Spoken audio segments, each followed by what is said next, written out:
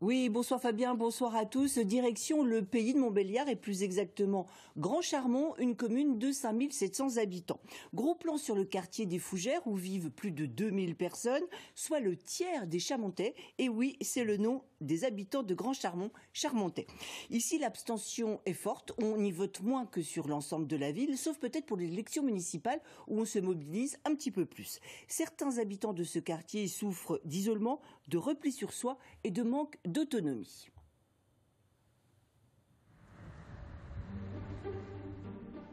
Situé dans une impasse, à la limite de la ville, le quartier des Fougères à Grand Charmont est coupé du reste de la commune. Alors pour vaincre l'isolement, le centre social des Francas mène un véritable travail. Chaque mardi dans ce local, prêté par la mairie, une poignée d'habitués se retrouvent autour d'un café pour échanger et imaginer de nouvelles activités à faire.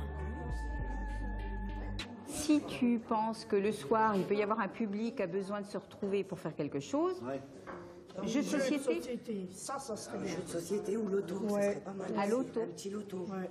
C'est un moment de partage, on va dire, en dehors de la maison, de voir d'autres personnes du quartier. Je pense qu'on a besoin quand même de voir du monde.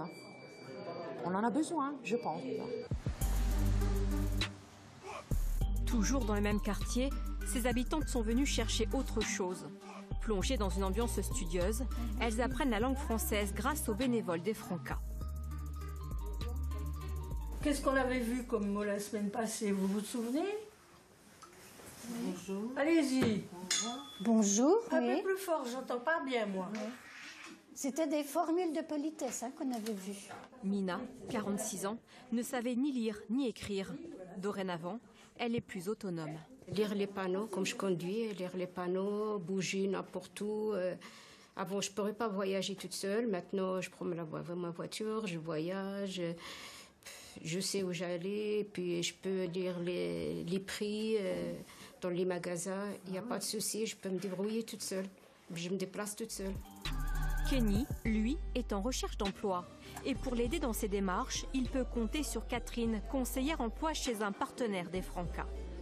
Avec Rundstadt, ça va. Au niveau de la tenue, là, je viens habillé en jean, chemise et tout. Oui, pas comme ce matin, un peu décontracté. Non, oui. Ça va aller. Ouais, j'espère. Je trouve que ça va bien. Tu vois qu'elle t'ait répondu tout de suite.